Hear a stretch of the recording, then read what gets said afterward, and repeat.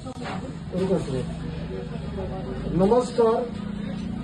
विद्यार्थी मित्रांनो, वाचकांनो, परंतु हा जो व्हिडिओ आहे हा महाराष्ट्रातील आणि भारतातील तमाम जनतेला उद्देशून असा व्हिडिओ बनवण्यात आलेला आहे। विशेषतः महाराष्ट्रातील जनतेला का? कारण मी कोर्टामध्ये महाराष्ट्र सरकारवर एक केस दाखल करणार आहे आणि मी कोर्टाला अशी मागणी करतोय या केसतर्फे की महाराष्ट्रामध्ये राष्ट्रपती राजवट लागू करावी। द प्रेसिडेन्शियल भारतामध्ये प्रेसिडेन्शियल रुलिंग सिस्टीम महाराष्ट्रामध्ये राबवली पाहिजे। का राबवली पाहिजे याच्याविषयी मी एक पुस्तक लिहिलेलं आहे की महाराष्ट्रामध्ये राष्ट्रपती राजवट का लागू करण्यात यावी या नावाचं एक मी पुस्तक लिहिलेलं आहे। त्या पुस्तकामध्ये हे सगळे डिटेल्स आहेत। आता थोडक्यामध्ये त्याच्यामध्ये बरेच पॉइंट आहेत। त्याच्यामध्ये असा पॉइंट आहे ना की लॉ अँड ऑर्डर पूर्णपणे कोलॅप्स झालेले आहे आणि महाराष्ट्र सरकारची अकाउंटेबिलिटी जे आहे ना, म्हणजे नीट लक्षात घ्या, माझं कुठलाही महाराष्ट्राचे मुख्यमंत्री असो किंवा कोण हे असो, माझा कोणाविषयी काही मतभेद नाहीये किंवा मला कुणाकडून काही प्रॉब्लेम नाही।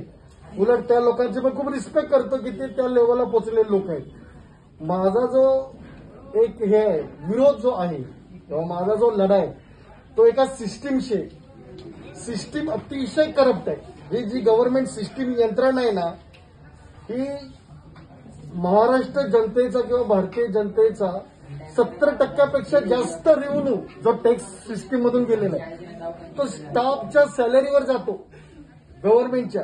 पण इन रिटर्न मी एक पुस्तक लिहिलं होतं, त्याचं कॉपीराईट मला 5 वर्षापासून Newton's laws of motion must be modified, Stephen हॉकिंगची ब्रीफ हिस्ट्री ऑफ टाइम आहे ना, याच्यावर कमेंटरी येते।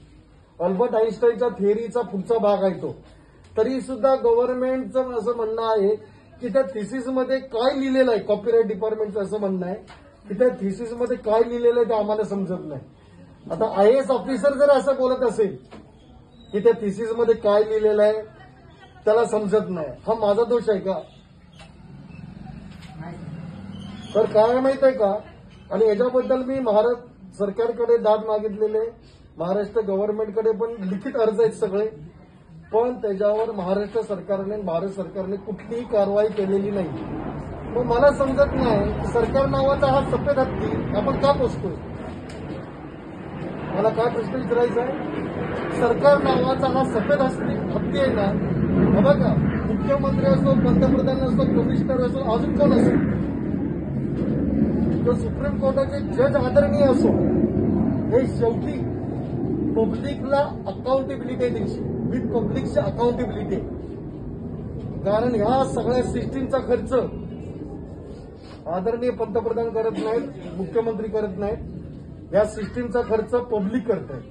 माझं कुठल्याही मुख्यमंत्र्याशी, कुठल्याही पंतप्रधानाशी, कुणाशी काहीच वैर नाही। It is none of my business. मी एक रायटर आहे, मी एक सायंटिस्ट आहे, मला कुठल्याही राजकारणामध्ये पडायची इच्छा नाहीये, पण बाय डिफॉल्ट मला राजकारणामध्ये ओढलं जातंय।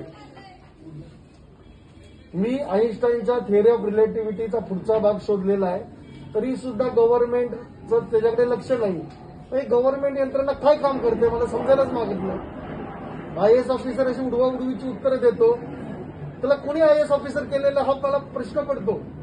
आणि हा मलाच नाही, हा प्रत्येक व्यक्तीला हा प्रश्न पडतो की सरकार येतं जातं, एवढे मोठमोठी यंत्रणा आहे, सर्वसामान्य माणसाचा कुठलाही प्रश्न सोडवला जात नाही। तर याच्यावर मी एक प्रेसिडेन्शियल म्हणजे महाराष्ट्रामध्ये राष्ट्रपती राजवट लागू करण्यात यावी। कारण महाराष्ट्रामध्ये law and order totally collapse झालेले आहे। रुलिंग सरकारबद्दल माझा काही आक्षेप नाहीये, कारण हे प्रॉब्लेम रुलिंग सरकारमध्ये अगोदरपासून मी गेले 25 वर्ष सिस्टीमचा एक विक्टीम आहे। गेले 25 वर्ष सिस्टीम किती चुकीच्या पद्धतीने काम करते ना, हे मी जवळून बघत आलेलो आहे। तर कुठे ना कुठे काहीतरी आवाज उठवल्याशिवाय हा प्रश्न सॉल्व्ह होणार नाही। त्यामुळे मी महाराष्ट्र सरकारवर एक पब्लिक इंटरेस्ट लिटिगेशन आणि त्याचबरोबर भारत सरकारवर सुद्धा एक पब्लिक इंटरेस्ट लिटिगेशन दाखल करतोय. तर महाराष्ट्रातील आणि भारतातल्या जनतेने त्याची नोंद घ्यावी एवढेच माझी नम्र विनंती आहे. थँक्यू. धन्यवाद.